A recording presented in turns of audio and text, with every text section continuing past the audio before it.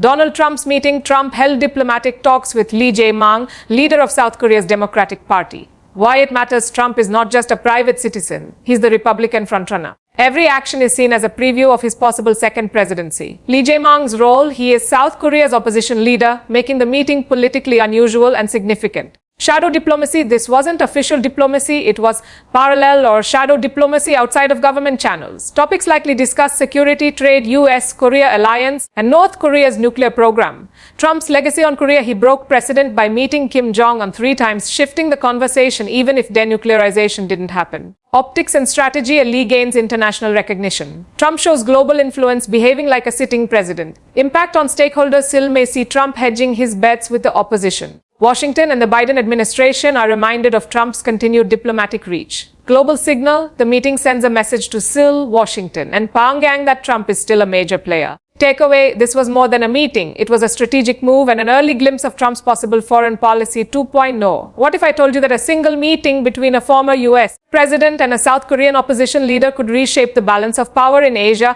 disrupt Washington's carefully laid strategies, and remind the world that Donald Trump is still playing the game of global diplomacy without even being in office? Donald Trump's meeting with Lee Jae Myung has become one of those political developments that sparks curiosity, debate, and speculation all at once. At first glance, it might seem like just another encounter between two prominent figures. But in reality, it carries far more weight than that. This is Donald Trump we are talking about, the former president of the United States, a man who remains at the center of global attention despite being out of office. And on the other side is Lee Jae Myung, the leader of South Korea's Democratic Party, a politician with ambitions and influence in a country that is not only America's ally but also a critical player in East Asia. Their meeting is not a random occurrence. It is a calculated move, one that speaks volumes about the kind of political and diplomatic maneuvers that define modern power plays. Trump is not a conventional former leader who fades into the background after leaving office. He is an active participant in shaping narratives, setting agendas, and influencing conversations at home and abroad. Every appearance he makes, every statement he delivers, and every handshake he extends becomes a moment of significance. That is why his decision to sit down with Lee Jae Myung is so much more than a polite gesture or a casual discussion. It is the intersection of two worlds: American politics, which is heading toward a high-stakes election, and South Korean politics, where the balance of power between conservatives and liberals remains a deeply contested issue. The very fact that Trump chose to meet with Lee raises questions about intent. Was it a signal to Seoul that he is willing to engage with opposition forces, not just the sitting government? Was it meant to remind Washington that he continues to operate on a global scale, blurring the line between private citizen and statesman? Or was it simply part of his strategy to project himself as the inevitable leader in waiting, already acting as though the White House is within his grasp again? These are not idle questions. They go to the heart of how Trump views diplomacy and how others, both in America and abroad, interpret his moves. Lee Jae Myung, for his part, gains a significant boost from this encounter. For a South Korean opposition leader, international recognition matters greatly. By meeting Trump, he is not only inserting himself into America's political discourse, but also signaling to South Koreans that he has the kind of influence that stretches beyond national borders. It allows him to stand on a global stage and appear as more than just a challenger to the current government. He now looks like a statesman in his own right, someone who is taken seriously by figures of international stature. For Lee, this meeting is political capital, something he can use to bolster his image and strengthen his position back home. For Trump, the advantages are equally clear. He thrives on spectacle, and diplomacy is no exception.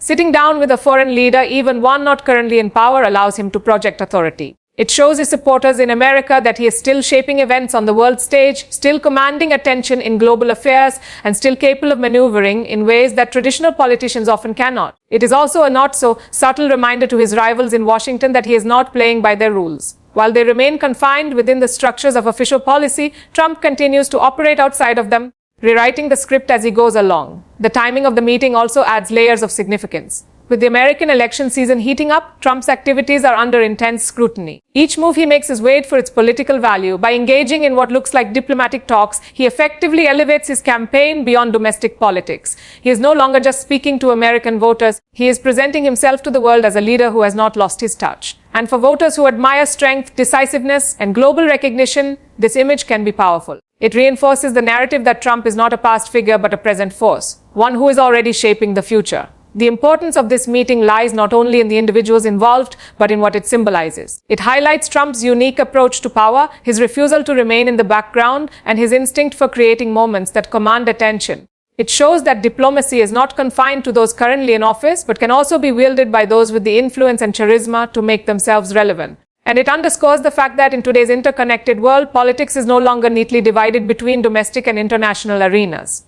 Instead, the two blend seamlessly, creating opportunities for those bold enough to seize them. Donald Trump is not just another former president of the United States. Unlike many leaders who step away from the limelight after leaving office, he has refused to fade into the background. He remains a dominant political figure, shaping conversations not only in America but also around the world. His status as the Republican frontrunner makes him a central character in global politics, whether or not he is officially in power. That is why every action he takes is scrutinized as if it were a preview of what the world might expect should he return to the White House.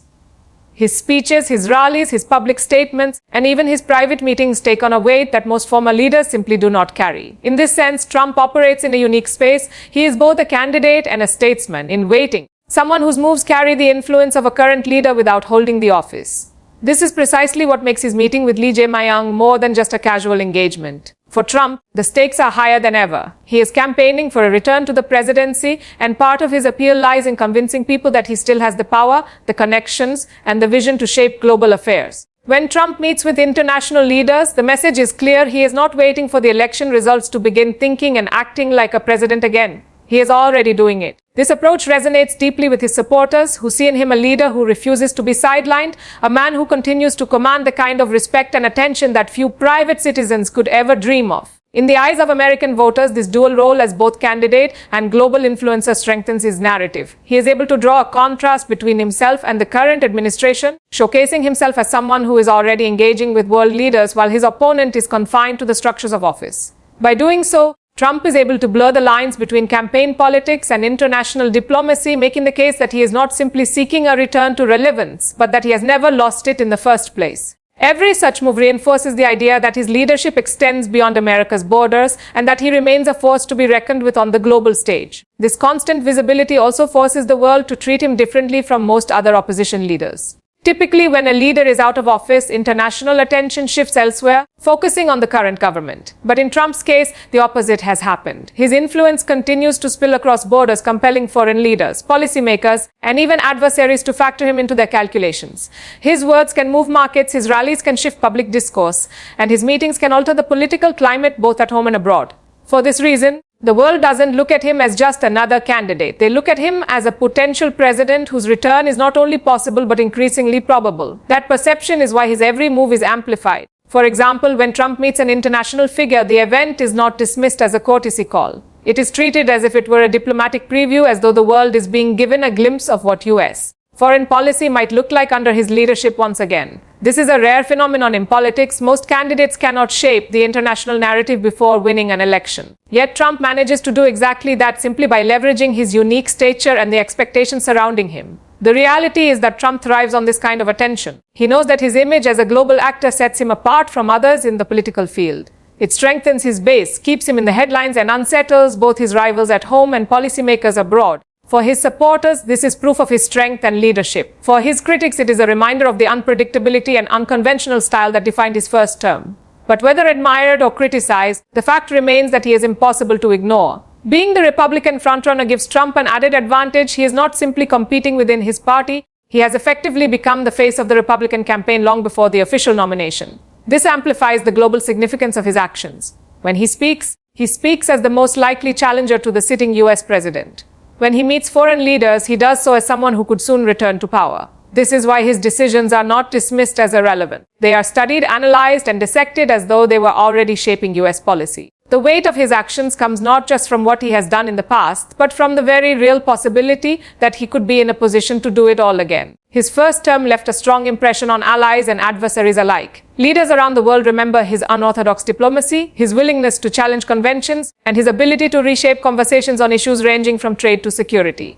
That history gives meaning to his present actions. Every move is interpreted through the lens of what he might do if given another chance in office. And that is what makes him so unique in today's political environment. Lee Jae Myung's role in this story is equally critical because he is not just another politician from South Korea, he is the leader of the country's Democratic Party and the most prominent voice of the opposition. In a political system as deeply divided as South Korea's, this position comes with both influence and responsibility. Lee represents a large portion of the South Korean electorate that disagrees with the policies of the current conservative administration, and he has consistently positioned himself as an alternative vision for the nation's future. His background as a reformist, his reputation for being outspoken, and his ambition to rise to the presidency make him an important figure in the regional and global political landscape. When someone like Donald Trump chooses to meet him, it elevates Lee's profile not only at home but also internationally, signaling that he is a leader who matters in the broader geopolitical conversation. In South Korea, politics is often polarized between the conservative and liberal blocs, with each side taking markedly different approaches to key issues such as relations with North Korea, ties with the United States, and economic reforms. The conservatives currently in power under President Yoon Suk-yeol tend to favor a harder line toward Pyongyang and closer alignment with Washington. The liberals, represented by Lee Jae Myung and his Democratic Party, often emphasize dialogue with North Korea, a more balanced approach to China, and policies that are seen as more focused on social welfare and equity within South Korea. Lee has been vocal about his vision for engaging North Korea through diplomacy, arguing that peace on the Korean peninsula cannot be achieved through pressure alone. He has also been critical of some of the current administration's foreign policy stances, which he believes lean too heavily toward one side in an increasingly complex Asia-Pacific environment. Against this backdrop, Trump's meeting with Lee is remarkable. For an opposition leader, especially one not in government, to gain direct access to a figure of Trump's stature is an invaluable opportunity. It allows Lee to present himself as someone who is already engaged in high-level conversations about security and diplomacy, even while out of power. For his domestic audience, this becomes a powerful narrative. He is not just a politician waiting in the wings, but someone who is actively shaping dialogue with global leaders. In a country where foreign policy and security are deeply intertwined with domestic politics, being able to demonstrate such international relevance is an asset that strengthens Lee's image. At the same time, Lee's role as the opposition leader makes this meeting controversial. Within South Korea, there are those who may view his engagement with Trump as an attempt to bypass the current administration or undermine its authority in foreign relations. Diplomatic interactions are typically the domain of sitting governments, not opposition leaders, and this blurring of lines could raise questions about legitimacy and appropriateness. However, Lee can also use this moment to highlight his belief that South Korea's future cannot be shaped by one party alone, and that building relationships across the political spectrum, both domestically and internationally, is essential. Lee's political identity adds another layer to the significance of this encounter. He is known for his populist style, his ability to connect with ordinary citizens, and his advocacy for policies aimed at reducing inequality. His rise in South Korean politics has not been without controversy, but it has been driven by his ability to position himself as a champion of the people. Meeting Trump, a figure who himself thrives on populist rhetoric and unconventional politics, creates an interesting parallel. Both leaders appeal to their bases by rejecting the traditional rules of politics and portraying themselves as challengers to established elites. This similarity makes the meeting more than just a formal exchange. It reflects a convergence of styles and strategies that resonate with large groups of supporters in both countries. Furthermore, Lee's involvement in such a meeting has implications beyond domestic politics. For the broader region, it signals that South Korea's political future is far from settled and that different approaches to international relations remain on the table. For Washington, it demonstrates that if Lee or his party were to return to power, the US-Korea alliance could take a different shape. For Pyongyang, it may suggest that there are voices within South Korea open to engagement, even if the current administration is more hardline. And for China, it is a reminder that South Korea's opposition may pursue policies that are less confrontational and more balanced, particularly in the face of growing US-China competition. Lee Jae Myung's presence in this narrative underscores the importance of opposition politics in shaping perceptions of a nation's trajectory. Leaders outside of government often struggle to gain international recognition, but Lee has managed to secure it through this high-profile engagement. It demonstrates that he is more than just a domestic critic of the current administration. He is an international actor with the capacity to influence discourse beyond South Korea's borders. That makes him a pivotal figure in this unfolding story and ensures that his political moves will continue to attract attention both at home and abroad. The meeting between Donald Trump and Lee Jae Myung is not ordinary diplomacy. It is what many would describe as shadow diplomacy, where conversations and gestures between political figures occur outside the official channels of government but still carry significant weight. Traditionally, diplomacy is the domain of sitting leaders and official envoys. It is conducted through established processes, carefully managed to reflect the policies of the state in power. When a former leader or an opposition figure engages in such interactions, it falls into a gray area, one that is not official but cannot be dismissed as irrelevant. That is exactly what happened here. Trump is no longer president, and Lee is not the head of the South Korean government, yet their dialogue resonates across both countries and beyond, creating ripples in the geopolitical space. Shadow diplomacy often carries more intrigue than formal statecraft because it operates outside the strict protocols that define official relations. When leaders in office engage with one another, their statements are weighed against policy, their actions judged within the framework of treaties and alliances. But when figures like Trump and Lee meet, the boundaries blur. They are free to speak more candidly, to test the waters, to float ideas without binding commitments. Yet the symbolism of such encounters can be powerful, shaping narratives and expectations in ways that sometimes overshadow official diplomacy. This is what makes their meeting so fascinating. It was unofficial, yet it sent a message to Seoul, Washington, and even Pyongyang that could not be ignored. For Trump, engaging in shadow diplomacy allows him to play the role of statesman without holding office. He thrives on visibility and influence, and this type of meeting feeds directly into that persona. By speaking with Lee Jae Myung, he demonstrates that world leaders and political figures still view him as relevant, someone worth engaging with despite his current lack of formal authority. This is particularly significant given his status as the frontrunner for the Republican nomination. It is a way of showing that he is already laying the groundwork for potential future policies, that he is not waiting until after the election to start engaging on global issues. For his supporters, it reinforces the idea that Trump is more than just a candidate. He is already a global actor preparing for another term in the White House. For Lee, participating in this kind of shadow diplomacy offers its own advantages. As the leader of the opposition, he does not have the same access to official statecraft as President Yoon Suk-yeol and his administration. Yet through this meeting, Lee is able to project himself as an international figure, someone capable of engaging directly with powerful global personalities. This elevates his standing at home, giving him the chance to tell South Koreans that he is not confined to the sidelines, but is actively involved in shaping conversations about the nation's future. It also allows him to contrast himself with the current administration by demonstrating his ability to connect with influential foreign leaders, suggesting that his approach to diplomacy could be different, perhaps more balanced or inclusive of diverse perspectives. Of course, shadow diplomacy is not without controversy. In some quarters, it is viewed as undermining the authority of sitting governments, as it blurs the line between legitimate state policy and individual political maneuvering. When Trump, a former US president, meets with a foreign opposition leader, questions naturally arise about what this means for current US-South Korea relations. Is Trump signaling that he would take a different approach than President Biden? Is he laying the groundwork for policies that could emerge if he wins another term? And for South Korea, the optics are equally complicated. By meeting Trump, Lee gains credibility,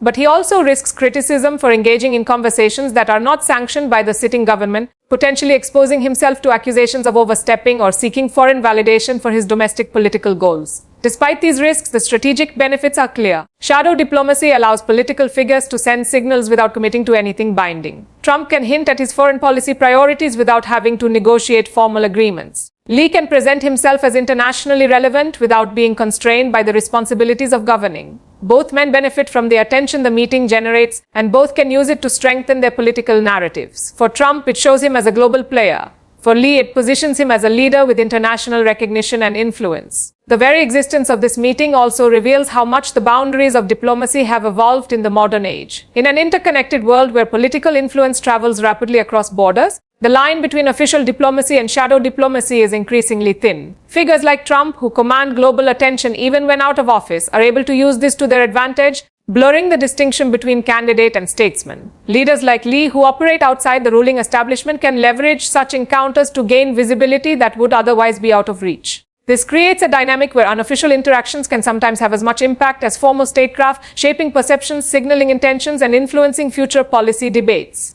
In the end, what makes this form of diplomacy so impactful is not the policies discussed, but the symbolism it projects. It is about the message it sends, the narratives it creates, and the way it reshapes the conversation around global politics. Shadow diplomacy may not have the authority of official negotiations, but in today's political climate, it has the power to set the stage for what comes next. When Donald Trump and Lee Jae Myung sat down together, the topics likely discussed would not have been small talk or ceremonial pleasantries. The issues that bind the United States and South Korea are too serious, too consequential, and too urgent for such a meeting to be superficial. At the top of the list would almost certainly have been security. The Korean Peninsula remains one of the most volatile regions in the world, with North Korea's nuclear program advancing in defiance of international pressure. For Trump, who famously held 3 unprecedented meetings with Kim Jong-un, the subject of North Korea is deeply tied to his political identity. Even though those encounters did not result in denuclearization, they demonstrated his willingness to challenge convention and engage directly with adversaries. A conversation with Lee Jae Myung would likely have revisited this theme, with Trump perhaps suggesting how he might once again use personal diplomacy to diffuse tensions, while Lee would emphasize his own preference for dialogue over confrontation. Trade would almost certainly have been another central theme. The US and South Korea are close economic partners bound by the Korea-US Free Trade Agreement, co-Rostev, but economic ties are never without friction. Trump's approach to trade has always been transactional, with a strong focus on securing what he views as better deals for American workers and industries. During his presidency, he renegotiated elements of the co-Rostev deal, highlighting his belief that previous agreements disadvantaged the United States. Meeting with Lee Jae Myung, he might have raised similar concerns or indicated that a second Trump administration would again seek revisions. Lee, whose political stance leans more toward protecting domestic industries and addressing inequality, would likely find areas of both commonality and conflict with Trump's approach. Both leaders are known for their populist leanings, and their shared skepticism toward elite-driven globalization could have shaped the trade conversation in interesting ways. The US-Korea alliance itself would undoubtedly have been a focal point. For decades, this alliance has served as a cornerstone of security in East Asia, with nearly 30,000 American troops stationed in South Korea. Yet Trump's past statements suggest he sees this arrangement less as a strategic necessity and more as a financial burden on the US taxpayer. He has repeatedly argued that allies must pay more for the protection they receive. And during his first term, he pressured Seoul to significantly increase its contributions to the cost of hosting US forces. In talks with Lee, Trump may have reiterated this view, signaling that if he returns to power, South Korea would again face demands to shoulder a greater share of the financial burden. For Lee, who has at times voiced concerns about over-reliance on the United States, the opportunity to discuss a recalibration of the alliance might align with his vision of a more balanced foreign policy. Yet he would also need to weigh the importance of maintaining strong ties with Washington, given the strategic threats posed by Pyongyang and the growing competition with China. North Korea trade and the alliance would naturally lead to broader discussions about regional stability and geopolitics. The rise of China is reshaping the entire Asia-Pacific, forcing countries like South Korea to make difficult choices between security alignment with the US and economic ties with Beijing. Lee has often spoken about the importance of avoiding a zero-sum stance between the two giants, while Trump has consistently adopted a more confrontational approach toward China, framing it as America's principal rival. This divergence in perspective would make for a complex discussion, but it also highlights the real choices both leaders would face in shaping future policies. For Trump, the question would be how to ensure South Korea remains firmly aligned with Washington in countering Beijing. For Lee, the question would be how to maintain South Korea's economic lifeline with China without sacrificing its security relationship with the United States. What makes the possible content of these talks so significant is that they touch upon the very core of US-South Korea relations. They are not peripheral issues or secondary concerns. They are the heart of what defines the partnership. Security, trade, alliance contributions, North Korea's nuclear program, and the shadow of China are all interconnected threads that shape the geopolitics of East Asia. When two figures like Trump and Lee, each with their own ambitions and visions, sit down to discuss them, the result is not just speculation about ideas but a rehearsal of possible futures. It is an exploration of what the region might look like under different leaderships, and a reminder that diplomacy is not only conducted by those in office but also by those preparing or aspiring to lead. Donald Trump's legacy on the Korean Peninsula is unlike that of any other US president. For decades, American policy toward North Korea had been defined by caution, predictability, and a strict adherence to diplomatic distance. Engagement with Pyongyang was limited, highly conditional, and usually filtered through multilateral talks or indirect negotiations. Then Trump arrived and upended the entire playbook. He did what no other sitting US president had done before. He met directly with Kim Jong-un, not once but 3 times. The images of those encounters, from the Singapore summit to the unprecedented moment when Trump stepped across the demilitarized zone into North Korean territory, became some of the defining symbols of his presidency. They did not achieve denuclearization, but they did change the conversation, forcing the world to rethink what was possible and what was permissible in diplomacy. These meetings are central to understanding why Trump's every move in East Asia continues to be scrutinized so closely. By taking risks and engaging directly with Kim, Trump signaled that he valued personal relationships and bold gestures over traditional diplomatic protocols. Critics argue that his approach gave legitimacy to a dictator without securing tangible results, while supporters saw it as proof of his ability to break old patterns and attempt solutions that others were too cautious to try. Either way, the fact remains that Trump succeeded in drawing North Korea into dialogue at a level not seen before, creating both hope and controversy in equal measure. When Trump now meets with figures like Lee Jae Myung, the shadow of that legacy looms large. Any conversation about security, the alliance, or the future of the region cannot escape the memory of those summits. Trump's willingness to walk into uncharted territory means that leaders in Seoul, Pyongyang, Beijing, and Washington all know he could return with the same unpredictable style. That unpredictability is both his strength and his weakness. It unsettles adversaries who cannot anticipate his moves, but it also unsettles allies who prefer consistency and reliability. South Korea, in particular, has to weigh the risk of Trump's approach. His diplomacy with Kim created moments of reduced tension, but it also left many wondering whether Washington's long-term commitment to South Korea's defense was as solid as before. Lee Jae Myung's position makes this dynamic even more intriguing. As a politician who has advocated for dialogue with North Korea, Lee might find common ground with Trump's instinct for engagement even if their methods differ. For Lee, Trump's record shows that talking to Pyongyang is not a fringe idea but something that has already been tested at the highest level. For Trump, meeting Lee offers the chance to reinforce his legacy,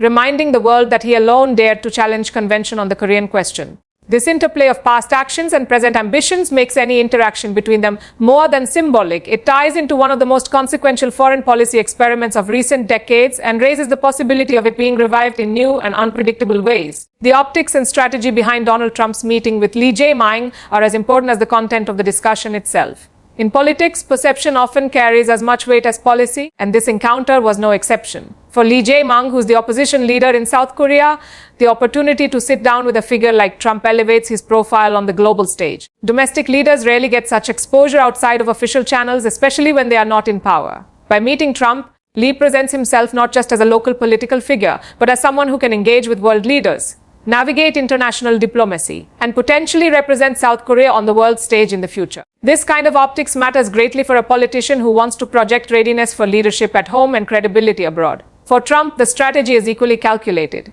Even though he is not currently in office, he knows that his political weight is global and every action is measured as if he were still in the White House. Sitting down with Lee Jae Myung allows him to showcase influence that extends beyond America's borders, reinforcing his image as a statesman rather than merely a candidate running for office. Again, it sends the message that Trump does not need the Oval Office to command attention. He is already operating like a parallel president, conducting his own brand of shadow diplomacy. This works to his advantage politically at home, because it projects the idea of inevitability, that leaders around the world see him as the likely future president of the United States and are already preparing for that possibility. The optics also create an interesting dynamic for Seoul and Washington. South Korea's current government, led by President Yoon Suk-yeol, may see this meeting as a political maneuver designed to strengthen Lee's credibility at their expense. For the Biden administration, Trump's global outreach serves as a reminder that he still has the ability to shape international narratives even while out of office.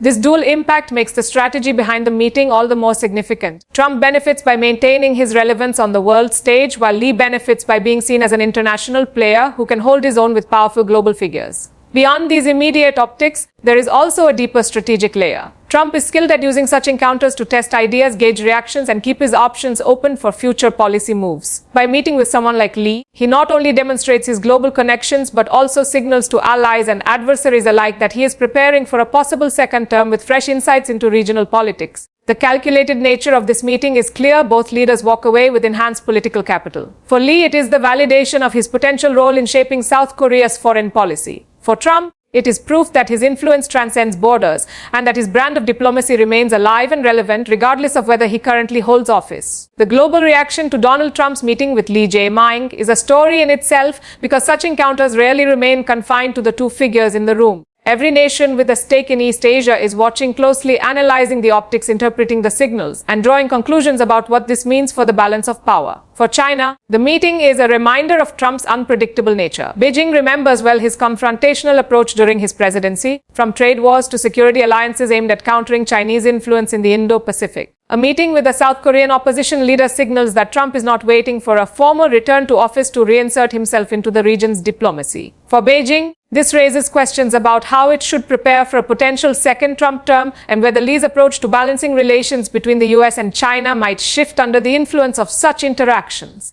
For North Korea, the optics are even more intriguing. Pyongyang has long sought to drive wedges between Washington and Seoul, and Trump's willingness to directly engage with Kim Jong-un gave North Korea unprecedented visibility on the global stage. Watching him meet with Lee Jae Myung could be interpreted as a sign that Trump remains invested in the Korean question and that a second Trump presidency could reopen the door to dialogue. For Kim, who often seeks to exploit divisions within South Korean politics, Trump's interactions with the prominent opposition leader may offer opportunities to recalibrate his strategy toward both Seoul and Washington. It is a reminder that North Korea's bargaining space might expand again if Trump returns to power. Japan, meanwhile, observes this meeting with caution. As a key US ally, Tokyo values stability in Washington's Korea policy, and Trump's unpredictability in his past dealings with Pyongyang left Japanese officials concerned about being sidelined in security discussions. A Trump-Lee meeting suggests that Japan must again prepare for a possible revival of unorthodox diplomacy that prioritizes personal engagement over alliance coordination. Tokyo's unease is compounded by its own disputes with Seoul, meaning any shift in US-South Korea dynamics could alter the delicate trilateral balance among Washington, Seoul, and Tokyo. Europe and other global powers also take note of such developments, not because they are directly affected by the Korean Peninsula,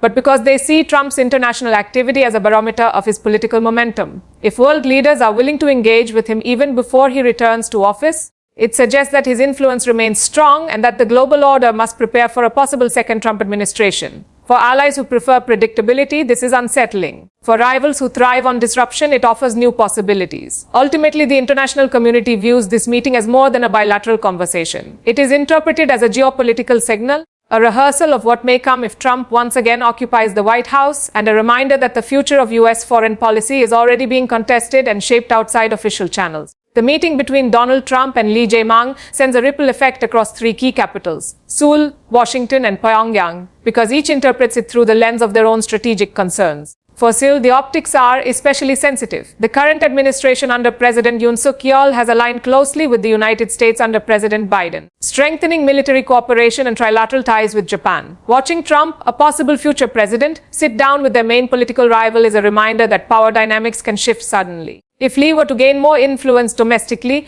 he could carry into office the international credibility he is now cultivating. For Yoon's government, this looks like Trump hedging his bets by engaging with the opposition, leaving open the possibility of a different approach to South Korea, depending on who holds power in Seoul after the next election. That uncertainty adds pressure to an already polarized political landscape. In Washington, the Biden administration sees the meeting as another instance of Trump's parallel diplomacy, something it has struggled with since he left office. As president, Trump pursued bold, unconventional strategies on the Korean Peninsula, and now as a private citizen, he continues to insert himself into high-stakes diplomatic conversations. For Biden's team, this complicates their narrative of stability and steady alliance management. It sends a signal to the world that even out of office, Trump commands enough respect and attention to engage in discussions with influential foreign leaders. It also forces Washington to consider how global actors are preparing for a potential Trump comeback, making it harder to present a unified foreign policy message in the lead up to the next US election. For Pyongyang, the symbolism is powerful. North Korea has always sought to exploit political divisions both within South Korea and between Seoul and Washington. Trump's willingness to meet with Lee Jae Myung reinforces Kim Jong-un's perception that Trump operates outside the traditional confines of American diplomacy and could once again offer opportunities for direct engagement. Pyongyang interprets this as evidence that Trump remains interested in the Korean Peninsula and that his personal approach to diplomacy might be revived if he returns to the White House. For a regime that thrives on unpredictability, this is an encouraging sign. It suggests that Trump could once again bypass bureaucratic resistance and deal directly with North Korea's leadership, giving them a chance to re-enter global headlines and negotiations. Taken together, the impact on stakeholders is layered and complex. Seoul must prepare for a scenario where its domestic political rival gains traction internationally. Washington must contend with the challenge of a former president shaping the foreign policy narrative from the outside. Pyongyang sees renewed possibility in Trump's style of engagement. Each actor is forced to recalibrate because the meeting signals not just a personal encounter, but a shifting dynamic in which Trump, regardless of his official status, continues to shape the geopolitical landscape of the Korean Peninsula. The meeting between Donald Trump and Lee Jae Myung can be understood as much more than a polite exchange or a casual diplomatic gesture. It was, in fact, a strategic preview of what could become the next chapter of US foreign policy should Trump return to the White House. Every detail of this encounter, the timing, the symbolism, the participants, was carefully calculated to serve multiple purposes at once. On the surface, it demonstrated that Trump still commands the ability to attract attention from key international figures, regardless of his current position outside of government. On a deeper level, it showed how Trump continues to operate as though he's already preparing his second-term playbook, testing narratives, building relationships, and projecting an image of inevitability. For Lee Jae Myung, the significance was equally layered. He is not just an opposition leader in South Korea, he is someone who has ambitions of shaping his country's foreign and domestic policies in the years to come. By securing a meeting with Trump, he achieved what many active leaders struggle to do: gain recognition on the international stage outside of formal diplomatic channels. That recognition translates into political capital at home, where voters may see him as a credible statesman capable of engaging with global power brokers. The move strengthens his positioning not only against his domestic rivals but also as a potential alternative voice in South Korea's relationship with the United States. What makes this encounter so strategic is how both men used it to reinforce their political narratives. Trump presented himself as a global actor, someone whose influence stretches across borders even in the absence of formal authority. For his supporters in the United States, this is evidence that he remains the dominant figure in foreign affairs, more relevant and forward-looking than his rivals. For Lee, the meeting was proof that he is not confined to South Korea's internal politics, but is already being treated as a figure of international significance. Both walked away having gained something valuable, Trump with global legitimacy and Lee with international visibility. The broader takeaway from this meeting is that it signals a future foreign policy that may once again prioritize personal diplomacy, unconventional channels of engagement, and bold headline-grabbing initiatives. Trump's first term was defined by such moves, particularly in his dealings with North Korea. This meeting suggests that if given a second chance, he might revive that style of diplomacy with renewed vigor, potentially reshaping not only US-South Korea relations but also the dynamics of the entire region. For allies and adversaries alike, the message is clear. Trump is not waiting for an election outcome to assert his presence on the global stage. He is already sending signals, building narratives, and shaping expectations of what a second Trump presidency would look like through encounters like this one. In the end, the meeting between Donald Trump and Lee Jae Myung is more than a diplomatic encounter. It is a signal to the world that power, influence, and strategy are already being rewritten outside official corridors. Whether one sees it as opportunity or disruption, it reminds us that global politics is never static, and the players shaping tomorrow's order are already moving their pieces today.